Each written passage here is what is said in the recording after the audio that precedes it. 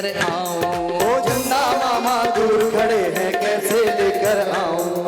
फिर भी तू ना माने तो मैं थाली में दिखलाऊं।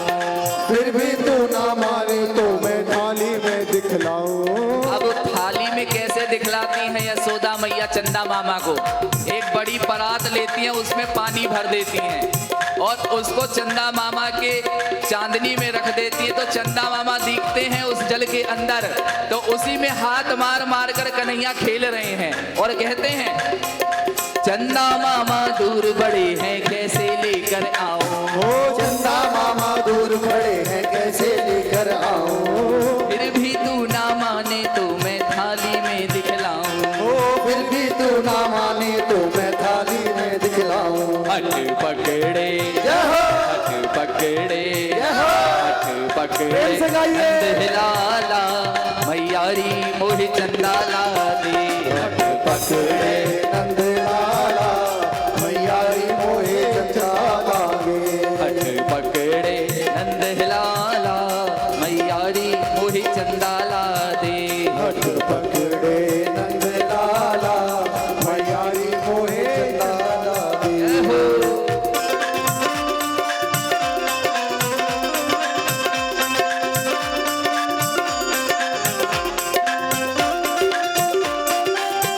श्री राधे।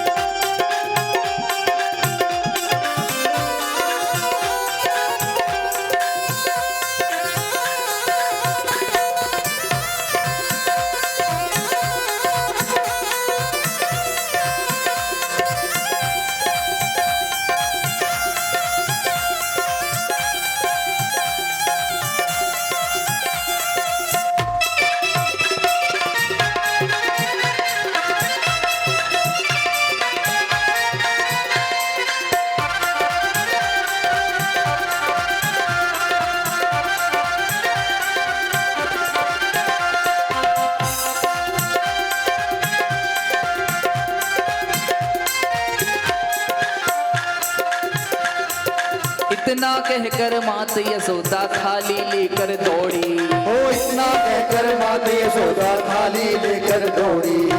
इतना कहकर मात यशोदा थाली लेकर आई। ओ इतना कहकर मात यशोदा थाली लेकर आई।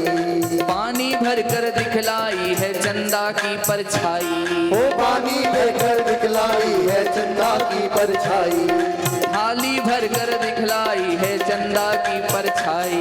ओ थाली भरकर दिखलाई है चंदा की परछाई। हट पकड़े हट पकड़े हट पकड़े नंदलाला मैयारी मोहि चंदाला दे।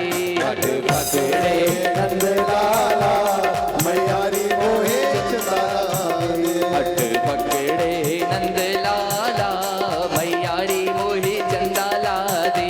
हट पकड़े नंदलाला मैयारी मोहे चंदाला दे। चंदाला दे चंदाला दे चंदाला दे। ओ चंदाला दे चंदाला दे चंदाला दे। ओहो चंदाला दे चंदाला दे चंदाला दे। ओ चंदाला दे चंदाला दे चंदाला दे। हट पकड़े जय हो पकड़े जय हो। पकड़े नंदलाला मैयारी मोहि चंदाला दे। हट पकड़े नंदलाला मैयारी मोहे चंदाला दे।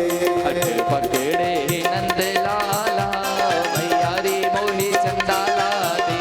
हट पकड़े नंदलाला मैयारी मोहे चंदाला दे। श्री राधे। दोनों हाथ उठा के जय हो।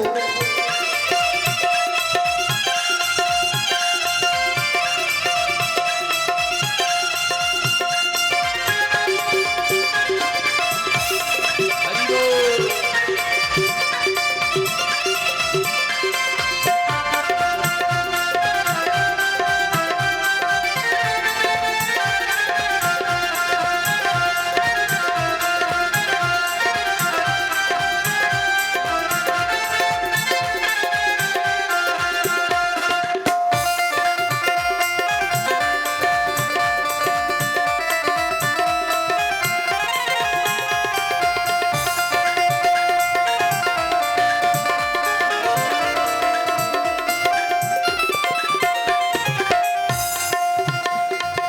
कृष्ण कन्हैया खुश हो करके लगे बजाने ताली।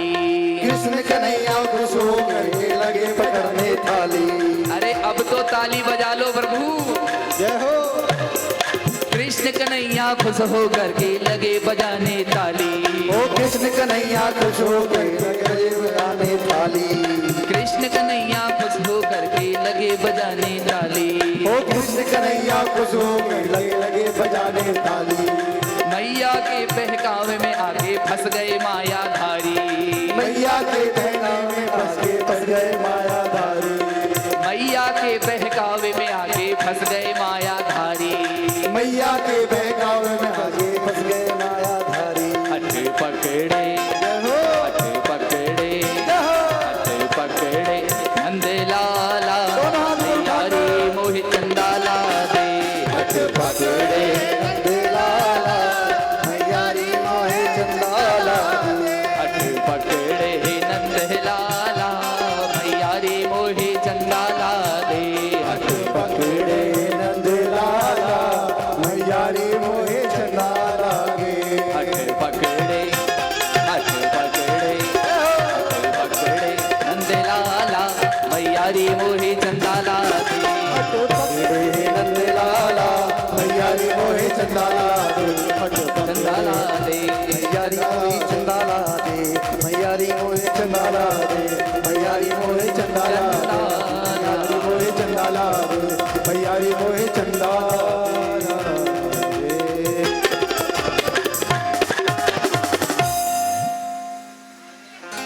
बोले वृंदावन बिहारी लाल की जय। इस प्रकार से मैया यशोदा को कन्हैया बहुत परेशान करते हैं। मैया ने भी थाली भरकर पानी की चंदा दिखलाया। महाराज फिर माखन के लिए जिद पकड़ लिया। थोड़ी देर तो शांत रहे। महाराज इतनी देर में एक दासी यशोदा मैया की दौड़ी दौड़ी आई और आकर कहती है, मैया आपका दूध उफन रहा है। चाहती तो वो दासी उस दूध को उतार सकती थी चूल्हे से, लेकिन वो दूध यशोदा मैया अपने हाथों से गर्म करती है कन्हैया के लिए। वो सेवा अपने लिए ले रखी है उन्होंने। दौड़ी दौड़ी यशोदा मैया गई, गोद में से उतार दिया कन्हैया को। कन्हैया ने कही, अच्छा दूध प्यारो लगे पूत प्यारो ना लगे। सो महाराज इतना बड़ो लोड़ा लियो और चलती भई। जो मटकी थी अध चली दही की, सो बा में ऐसा मारे ढम कर कर मटकी फूट गई। पूरे आंगन में दही फैल गए अध चलो माखन को। अब मैया तो गई दूध संभालवे। अब ये दूध क्या है सोचिए। दूध भी एक संत हैं। उनके मन में विचार आया कि जब कन्हैया माखन खाकर ही पेट भर लेगो, मैया यशोदा को दुग्ध पीकर ही पेट भर लेगो, तो मेरा क्या अस्तित्व। तो अपने आप को उफान दिया और अग्नि में जलाकर भस्म करने का प्रयत्न किया। सो महाराज मैया जब लौट कर आई तो उन्होंने देखा कि ये तो मटकी फूट गई। और यदि मैं कन्हैया को नहीं डांटूंगी तो आगे और शैतानी बढ़ेगी इसकी, इसलिए डांटना तो जरूरी है। कोई कमी थोड़े है इनके यहां पर। आज जैसे ही मैया ने डांटा तो सुखदेव जी कहते हैं, भ्रत्वा मृषाशु दृशद समना रहो। झूठे के आंसू रो रहे हैं कन्हैया। महाराज अब झूठे के आंसू तो आप सब जानते हो कैसे होते हैं। जिह्वा पर हाथ लगाकर बना लिए। मैया यशोदा बोले, अच्छा मुझे ये पागल बना रहे हो हैं? सो मैया पीछे पीछे दौड़े और उधर प्रभु जी ऊखल पर चढ़कर बंदरन को माखन लुटा रहे हैं और खुद भी खा रहे हैं। मैया ने के दाढ़ी के रुक, मेरे दादी बाबा के जमाने की मटकी है, तेने फोड़ दई सो ऊखल से बांध दिया कन्हैया को। बड़ी सुंदर कथा है। कहते हैं ऊखल से जब बांधने लगी तो रस्सी 2 उंगल छोटी पड़ गई। अब ये रस्सी छोटी क्यों पड़ रही है बार बार? जितनी जोड़े तो फिर 2 उंगल छोटी पड़ जाए। एक होती है ऐश्वर्य शक्ति और एक होती है माधुर्य शक्ति। ऐश्वर्य शक्ति कहती है ये परब्रह्म नारायण है, इसको तुम बांध नहीं सकते हो। माधुर्य शक्ति कहती होगा नारायण, यहां पुत्र बनकर आया है तो बंधना तो पड़ेगा, जाओगे कहां? सो इन दोनों के संवाद में, विवाद में 2 उंगल रस्सी कम पड़ गई। और कश्यपो ऊखलम साक्षात रज्जु माता दितिस्तथा। बड़ी सोचने की बात है। कैसे? माता दिति और कश्यप जी ऊखल और रस्सी बनकर हैं। कहते हैं मेरे पुत्र को कैसे बांधने दूं, तो इसलिए 2 उंगल छोटी पड़ गई रस्सी। भगवान ने जब देखा माता बड़ी परेशान हो रही हैं, बड़ी दिक्कत हो रही है, सो भगवान ने स्वयं को, अपने आप को बांध लिया। महाराज सुखदेव जी कहते हैं ना चांतर ना ब्रहीयस्य ना पूर्वम ना विचापरम पूर्वा परम ब्रहिश्चांत जगतयो जगदच्चया। ये जगतपति जगदीश्वर है, इसको बांधना संभव नहीं। तम मृत्वात्मजम्यभक्तम मृत्युलिंगम अधोक्षजम गोपी कोलूखले दाम्ना बबंधम प्राकृतम यथा। अब यशोदा मैया तो जैसे प्राकृत शिशु को कोई बांधता हो, वैसे इस अधोक्षज को बांधने का प्रयत्न कर रही है। ये क्या संभव है? ब्रह्मा भी ये दृश्य देखकर आश्चर्यचकित होते हैं। महाराज दृष्ट्वा परिश्रमम कृष्ण, दृष्ट्वा परिश्रमम कृष्ण कृपया आसीत स्वबंधने। भगवान ने जब परिश्रम करते हुए देखा यशोदा मैया का, तो अपने हाथ से ही रस्सी बांध ली। इसलिए मैया तो अपने कार्य में लग गई और ये महाराज ऊखल को लुढ़काकर महल के बाहर निकलने लगे। अब ऊखल पीछे पीछे घसीट रहा है। जैसे ही वो महल के बाहर निकलने लगे तो वहां पर 2 यमला अर्जुन के वृक्ष खड़े हुए थे। उनसे कोहनी स्पर्श हुई। महाराज दोनों वृक्ष एक महान पुरुष की आकृति में परिवर्तित हो गए। नमः परम कल्याण नमः परम मंगलम वासुदेवाय शांताय यदूनां पदये नमः। हे यदुपति दुल किवाकर, हम आपको प्रणाम करते हैं। आपकी वजह से नलकूबर और मणिग्रीव नाम के जो दोनों थे वो मुक्त हुए। महाराज आनंद की अनुभूति है। आज नारद जी के श्राप से ये जड़ बन गए थे, इनकी मुक्ति हुई। हाथ जोड़कर खूब सुंदर प्रार्थना की है। सुखदेव जी महाराज वर्णन करते हैं कि वाणी गुणानुकथने श्रवणौ कथायां हस्तौ च कर्मसु मनस्तव पादयो नरः स्मृत्या शिरस्तव निवास जगत् प्रणामे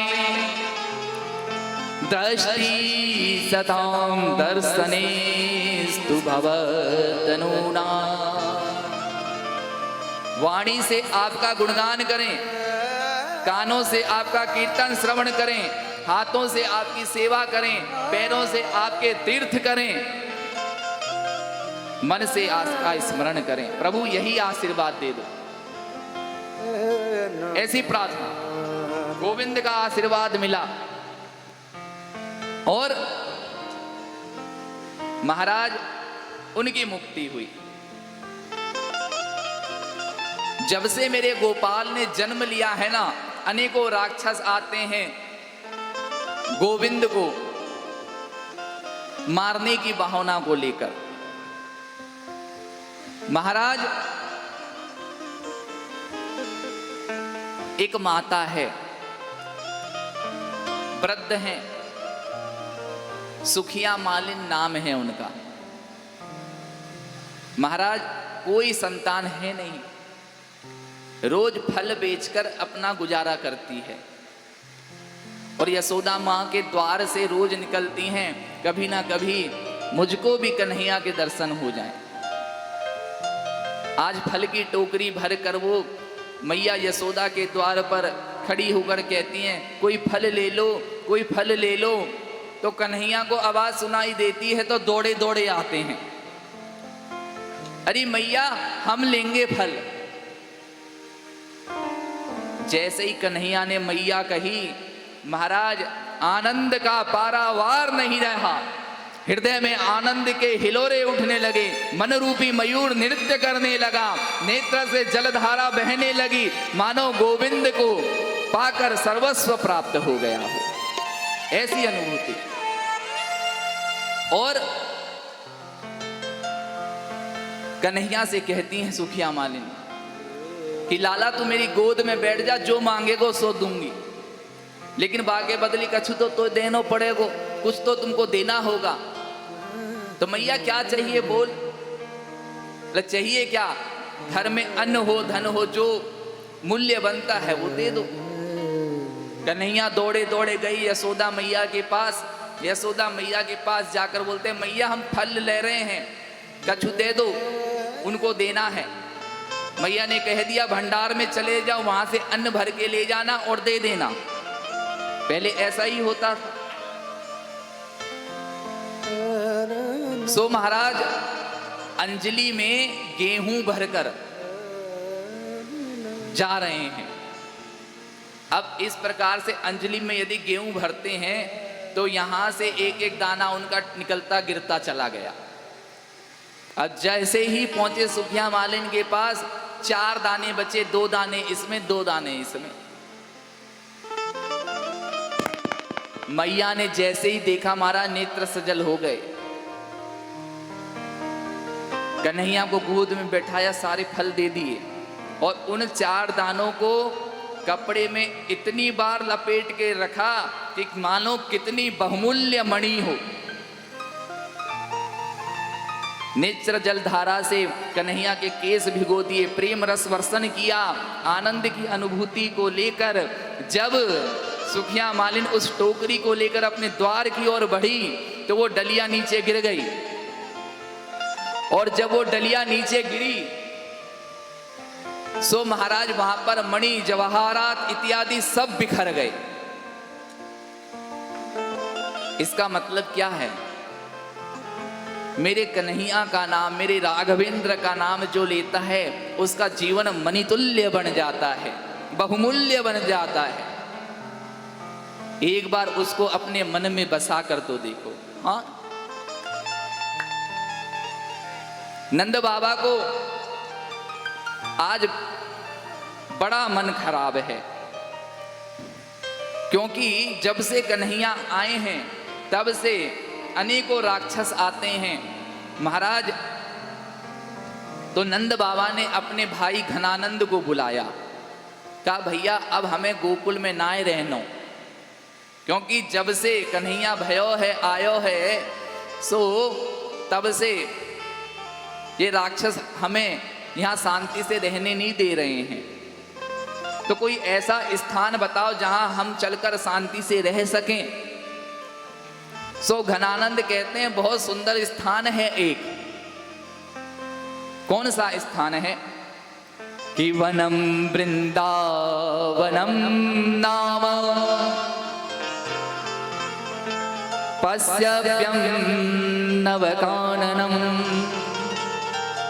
गोप गोपी गवां सेव्यम पुण्याद्रितृण विरुधम। श्रीधाम वृंदावन बड़े आनंद रस बरसता है महाराज वहां। वृंदावनम गोवर्धनम यमुना पुलिनानि च विच्छासीदुतमा प्रीति राम माधवयो नृप।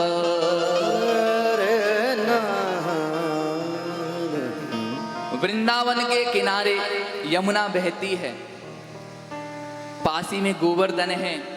यमुना पुलिन के किनारे हमारी गौ माता आनंद से रहेंगी और सुंदर वृक्षावली है, हम भी आनंद से रहेंगे। तो वृंदावन चलते हैं सभी अपने अपने सकट में।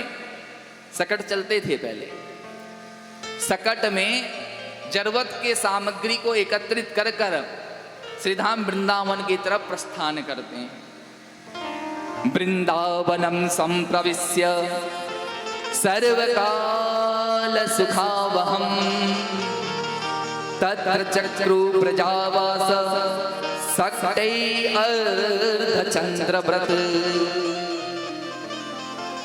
वृंदावन पहुंचकर यमुना किनारे सकट को इस प्रकार से खड़ा किया जैसे कोई चंद्रमा हो, अर्धचंद्राकार में। तत्र चक्रु प्रजावासः। महाराज बड़े आनंद की अनुभूति है। वृंदावनम भक्त वृंदावन। वृंदावन मतलब तुलसी का वन है। वृंदा मतलब तुलसी। महाराज रक्षतीति वृंदावन श्रियः। वहां जहां पर भक्तों की रक्षा होती हो वो वृंदावन है। इसलिए भक्ति नृत्यर्थ यत्र तत्र च।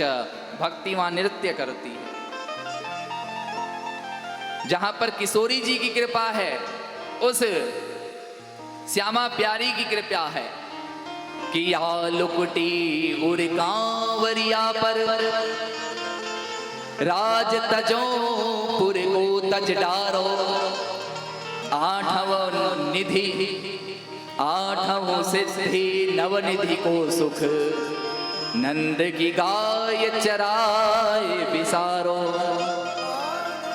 महाराज महल को त्यागा, आभूषणों को त्यागा, केवल गोविंद के प्रेम को लेकर श्रीधाम वृंदावन में आकर निवास कर लिया।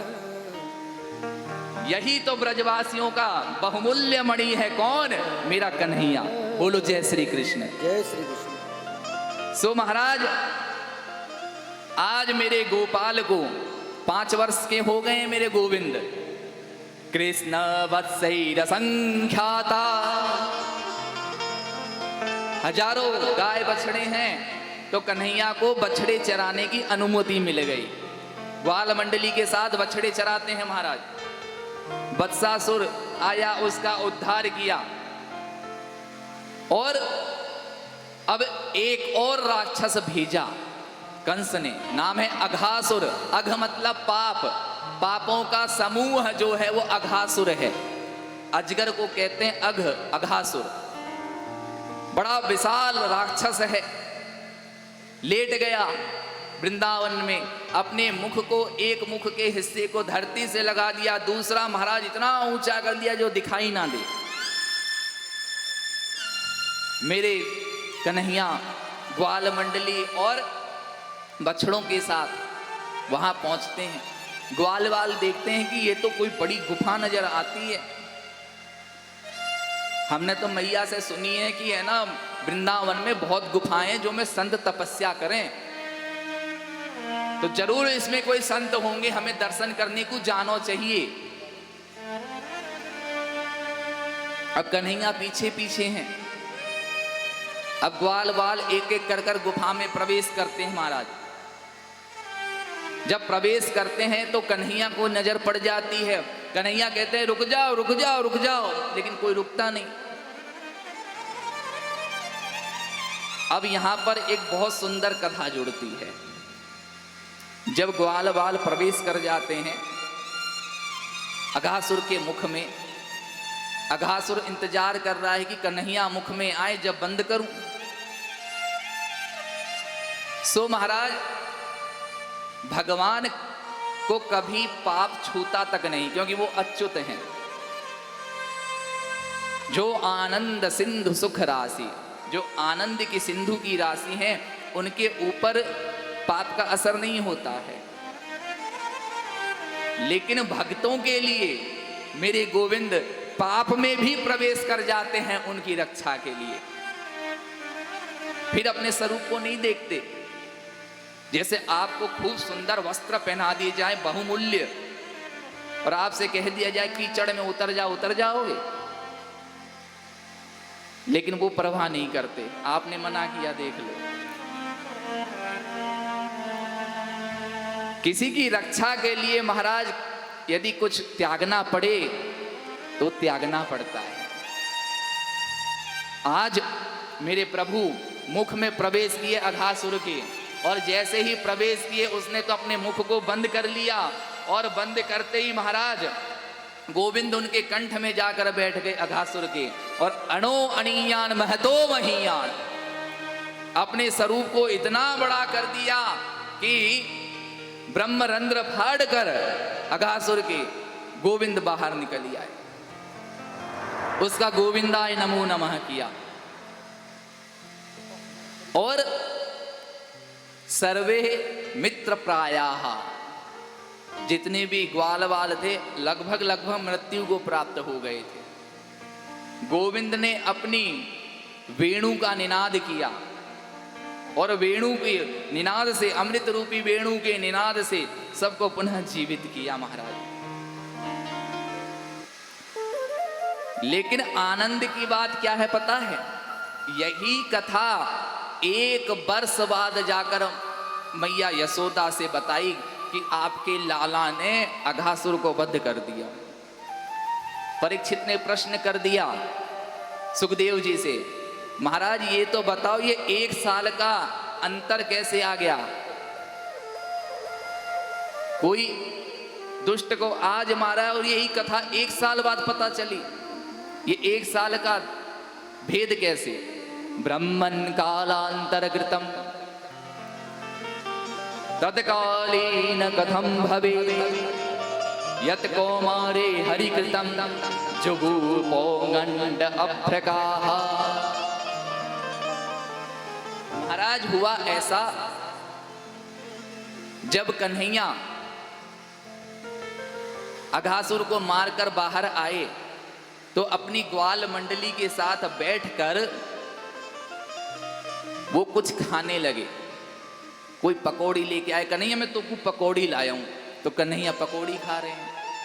कोई कहते मैं पूड़ी लाया हूं, तो पूड़ी खाने लगे। कोई कहता है मैं ये लाया हूं, मैं वो लाया हूं, सबसे कुछ कुछ लेकर खाने लगे। वो वही जूठे हाथों से वो दे रहे हैं, भगवान पा रहे हैं, गोपाल जी, कन्हैया जी। ब्रह्मा जी सब देख रहे हैं ऊपर से। ब्रह्मा जी ने सोचा ये कैसा ब्रह्म है, ये तो जूठा कूठा सब खाता है, ये ब्रह्म नहीं हो सकता है। कि बिभ्रद वेणु जठर पटयो श्रृंगवेत्री चकच्छे वामै पाणौ वृषण कवलम तत्फला अंगलीसु। वेणु को तो घुसाया कमर में गोविंद ने, और 5 उंगलियों में अचार लग रहा है। वामै पाणो मृषण कवलम तत्फला अंगलीसु। अब पहले पकौड़ी खा ली, फिर चाट लिया उंगली को। ऐसे लीला कर रहे हैं। तिष्ठन्य मध्य, पूरी मंडली के बीच में बैठे हुए महाराज। स्वपरिसर हृदय, जो दे रहा है उसको पा रहे हैं। अब जब ब्रह्मा ने देखा तो आश्चर्यचकित हो गए महाराज। सो परीक्षा लेने के लिए ब्रह्मा ने क्या किया मालूम है? सोचा क्यों ना मैं बछड़ों को चुरा लूं, ग्वाल बालों को चुरा लूं। उससे पहले कन्हैया ने मधुमंगल से कहा, कन्हैया ने मधुमंगल से कहा कि भैया इन सब की आंखों तो मैंने कछु कछु पायो, लेकिन तेरे यहां से कभी कछु नहीं आवे। जैसे ही मधुमंगल से कहा तुम्हारे यहां से कुछ लेकर आओ, मुझको खाना है, सो मधुमंगल ने तो कुछ नहीं सोचा, दौड़ लगा दी। पूर्णमासी प्रहोतनी का बालक है, सो दौड़ कर गया। कहिया मैया आज पहली बार कन्हैया ने मुंह से कछु मांग्यो है, जो है सो दे दे। मैया कहती है लाला हम तो खुद उनके घर को दियो खावे, हम कहां से लावे। 3 दिन की बासी कढ़ी रखी थी, वो ही उठाकर चल दिए मधुमंगल।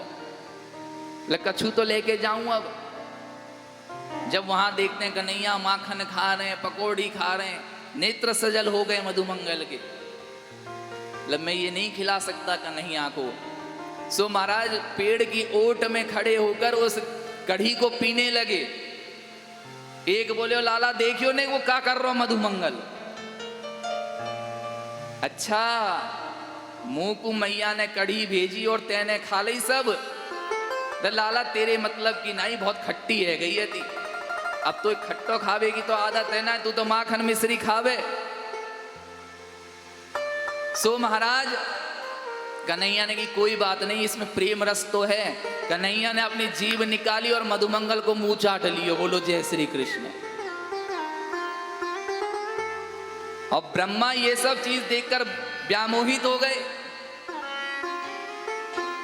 सो महाराज इधर तो ग्वाल बाल चुरा लिए, उधर बछड़े कुछ जंगल में निकल गए, कन्हैया लेने गए तो वहां बछड़े चुरा लिए और ब्रह्मलोक में जाकर स्थापित कर दिए। इधर कन्हैया ढूंढते हैं तो कहीं नहीं, ना इधर ग्वाल बाल ना उधर बछड़े। अब एक बार तो सुखदेव जी कहते हैं परीक्षित छोटे से तो कन्हैया रोने लगे कि कहां गए कहां गए।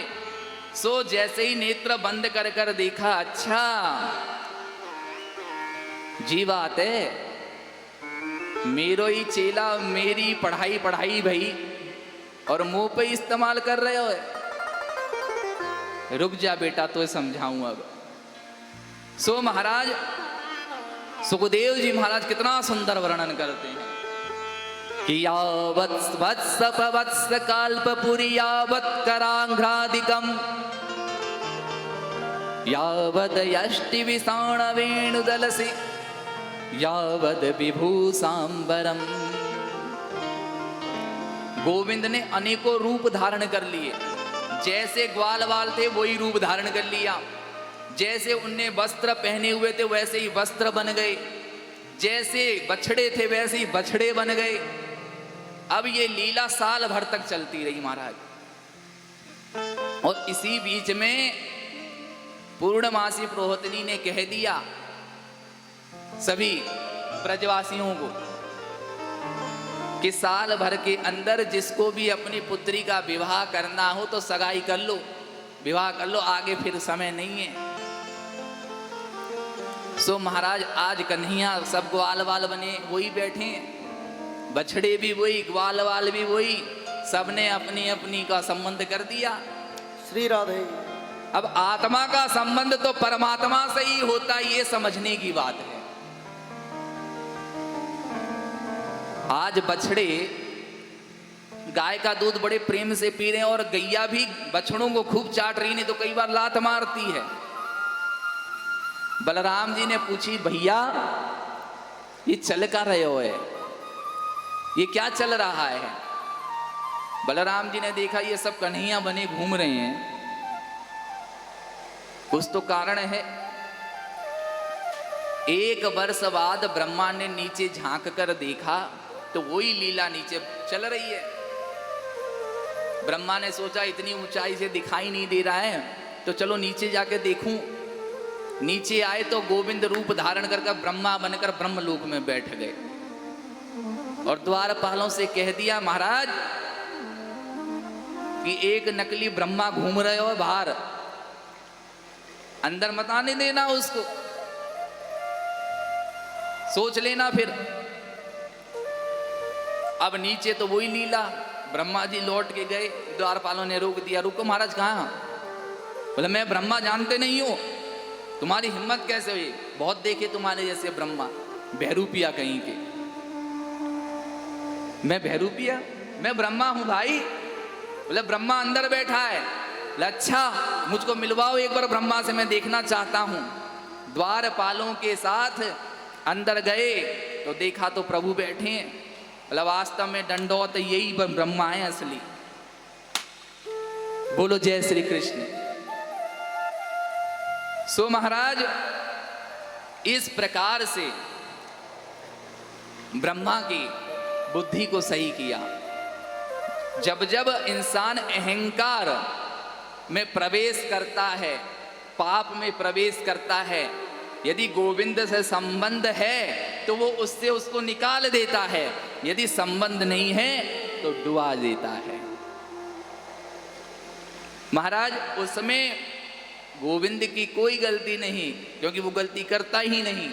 गलती तो हमारी है कि हम उनके नेत्रों के सामने आते नहीं। मुलाकात तो होती है, मुलाकात तो होती है पर बात नहीं होती। मिलते तो रोज हैं। इसलिए महाराज बहुत सुंदर स्तुति की। स्तुति करने के बाद प्रभु ने एक शब्द नहीं कहा और ब्रह्मा जी को कहा जाओ अपने ब्रह्मलोक को संभालो। आज कन्हैया बड़े आनंद के साथ ग्वाल बालों के साथ आनंद कर रहे हैं। कन्हैया अब गैया चराने भी जाने लगे, बलराम जी भी संग में हैं। महाराज बलराम जी ने अनेकों राक्षसों का उद्धार किया और जब कन्हैया गौचारण लीला कर कर लौट कर आते हैं तो ब्रजांगनाएं गोविंद के उसी लीला को चिंतन करती है कि गोविंद कैसे लगते होंगे। कि एवं वृंदावनम श्रिया मत कृष्णा प्रीतमान सापसुन। जब गौचारण लीला कर कर मेरे गोविंद लौटते हैं तो गायों के खुर से उड़ने वाली धूल गोविंद के पसीना आते हुए चेहरे के ऊपर चिपकती है। मानो ऐसा दृष्टि पड़ती है कि इंद्र ने आकर स्वयं गोविंद के चेहरे के ऊपर मोतियों से श्रृंगार किया हो, ऐसी अनुभूति। तम गौरजश्च छुरित कुंतल वर्तवर्ह वन्य प्रसून रुचिरे क्षण चारुहासम वेणु गुणवंतमनुगैरनुगीत कीर्ति गोप्योत्र दीक्षित गोभ्यगमन समेता।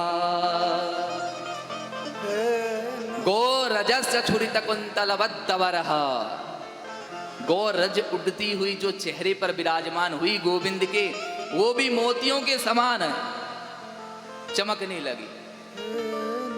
उसी झांकी को गोपियां देखती हैं और आनंद कंटकित होती हैं। इस प्रकार से गोविंद जब अपने वेणु का निनाद करते हैं ना, महाराज गोपियां कहती हैं कन्हैया तुम वेणु मत बजाया करो, भोजन ना बने। तो गोविंद कहते हैं वेणु सुर कर भोजन बनाओगी ना, भोजन अच्छा और मीठो बनेगो। बोले बनेगो जब तो खाएंगे, जब तो मीठो लगेगो, लेकिन वो बन ही नहीं पावे। क्यों नहीं बन पावे? क्योंकि जो जड़ लकड़ी है वो भी चेतन हो जाती है, उसमें से भी जल टपकने लगता है, अग्नि प्रज्वलित ही नहीं होती। महाराज बड़ा मुश्किल है। और आज इस प्रकार से अनेक लीलाओं को गोविंद चरितार्थ करते हैं।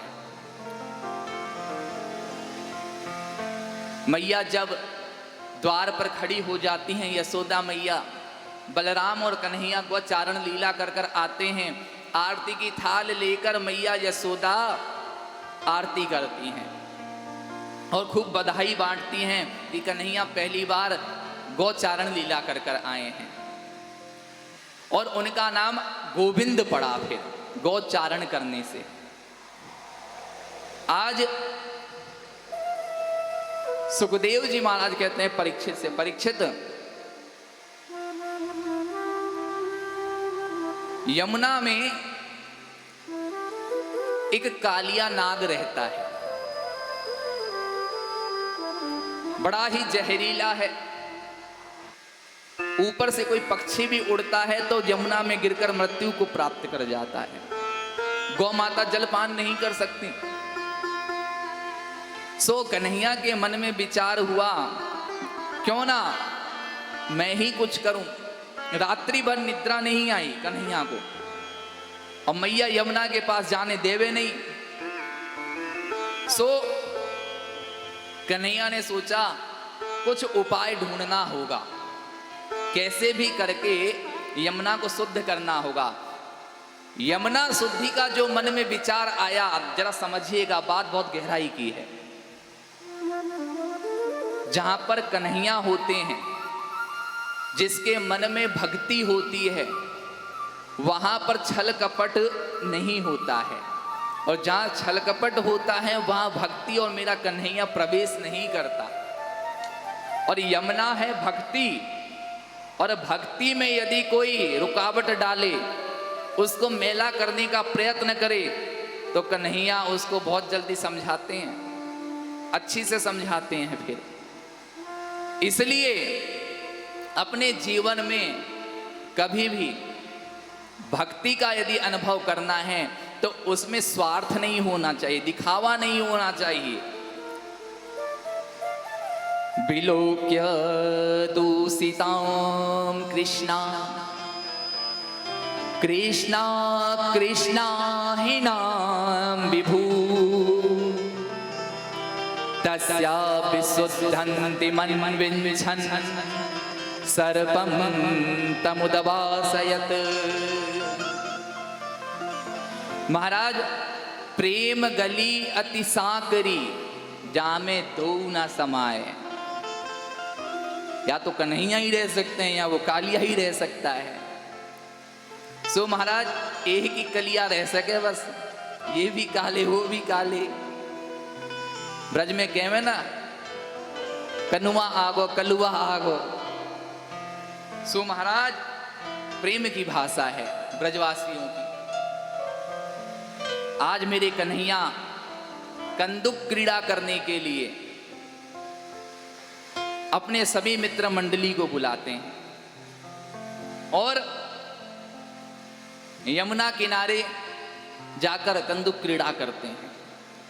एक बार तो एक ग्वाला बोलो, भैया मेरी मैया ने 108 नारियल चढ़ाए देवताओं को, जब हम भय तुम यमुना किनारे ले जा रहे हो, कल को घटना दुर्घटना घट गई तो कोई।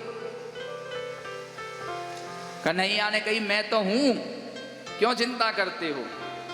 इसलिए काली देह पर खेलने आयोरी, काली देह पर खेलने आयोरी, मेरो वारो सो कन्हैया। काली देह पर खेलन आयो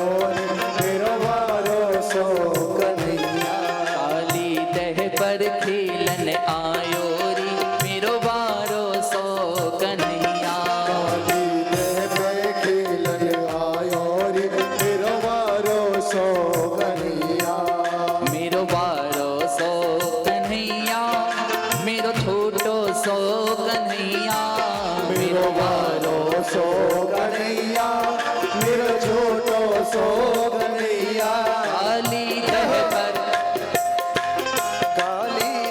पर खेलन आयो रे मेरो बारो सो सांवरिया काली तह पर खेलन आयो रे मेरो बारो सो कन्हैया जय हो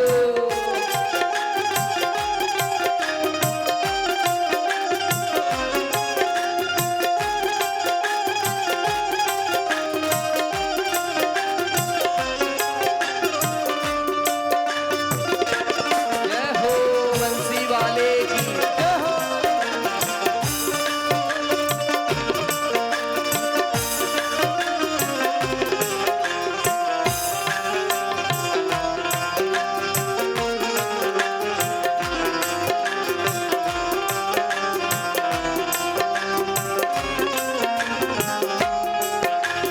काहे की पट गेंद बनाई काहे की पट गेंद बनाई काहे की पट गेंद बनाई काहे की पट गेंद बनाई काहे की पट गेंद बनाई काहे की पट गेंद बनाई काहे की पट गेंद बनाई काहे की पट गेंद बनाई काहे को बल्ला लायो रे मेरो बारो सो कन्हैया काहे को बल्ला लायो रे मेरो बारो सो कन्हैया काली तह पर खेलन आयो रे मेरो बारो सो कन्हैया काली तह पर खेलन आयो रे मेरो बारो सो कन्हैया रेशम की पट गेंद बनाई रेशम की पट गेंद बनाई रेशम की पट गेंद बनाई रेशम की पट गेंद बनाई रेशम की पट गेंद बनाई रेशम की पट गेंद बनाई रेशम की पट गेंद बनाई रेशम की पट गेंद बनाई चंदन को जय हो। जय हो। चंदन को बल्ला लायो रे मेरो बारो सो कन्हैया चंदन को बल्ला लायो रे मेरो बारो सो कन्हैया चंदन को बल्ला लायो रे मेरो बारो सो कन्हैया चंदन को बल्ला लायो रे मेरो बारो सो कन्हैया मेरो बारो सो कन्हैया मेरो छोटो सो कन्हैया मेरो बारो सो कन्हैया मेरो छोटो सो कन्हैया काली तह पर काली तह पर खेलन आयो रे मेरो बारो सो कन्हैया काली तह पर खेलन आयो रे मेरो बारो सो सांवरिया जय हो दोनों हाथ उठाइए श्री राधे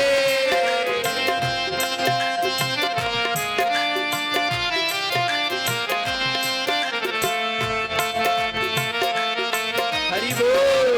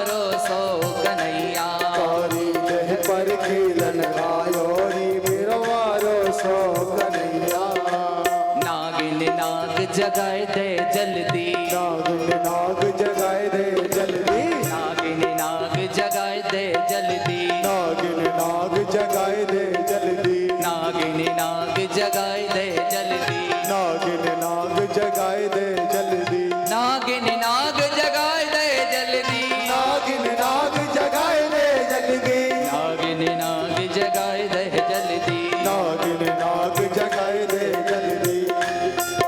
मैं तो वाही की, मैं तो वाही की, मैं तो वाही की खातिर आयो हूँ मेरो बारो सो कन्हैया। खातिर आया हूँ मेरा छोटू सो कन्हैया, खातिर आया हूँ मेरा छोटू सो कन्हैया। जय हो।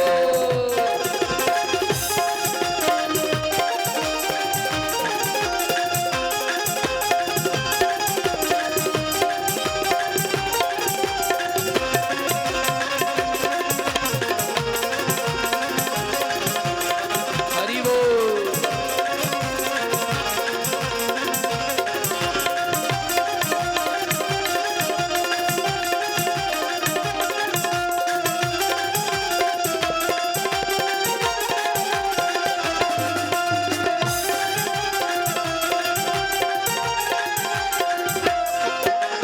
के तू लाला केल भूल गयो, कैसो लाला गेल भूल गयो, के तू लाला केल भूल गयो, के तू लाला गेल भूल गयो, के तू लाला केल भूल गयो, के तू लाला गेल भूल गयो, के तू लाला केल भूल गयो। के तू लाला गेल भूल गयो। सो के तू काहू ने भटकायो री मेरो बारो सो संवरिया, हरि दह पर खेलने आयो री मेरो बारो सो कन्हैया, हरि दह पर खेलने आयो री मेरो बारो सो कन्हैया। कालिदह पर खेलन आयो हूँ मेरो बारो सो कन्हैया, मेरो बारो सो कन्हैया मेरो छोटो सो कन्हैया, मेरो बारो सो कन्हैया, मेरा छोटो सो कन्हैया। काली दह पर, काली दह पर खेलने आयो री मेरो बारो सो कन्हैया। काली दह पर खेलन आयो रे मेरो बारो सो कन्हैया। हुआ युद्ध दोनों में भारी, हुआ युद्ध दोनों में भारी, हुआ युद्ध दोनों में भारी, हुआ युद्ध दोनों में भारी, अंत में नाग हरायो री मेरो बारो सो कन्हैया। दह पर खेलने आयो री मेरो बारो सो कन्हैया। रमण दीप को नाग भेज दियो, रमणदीप को नाग भेज दियो, रमणदीप को नाग भेज दियो, रमणदीप को नाग भेज दियो, रमणदीप को नाग भेज दियो, रमणदीप को नाग भेज दियो, रमणदीप को नाग भेज दियो। रमणदीप को नाग भेज दियो। फन पर तो फन पर तो फन पर चिन्ह लगा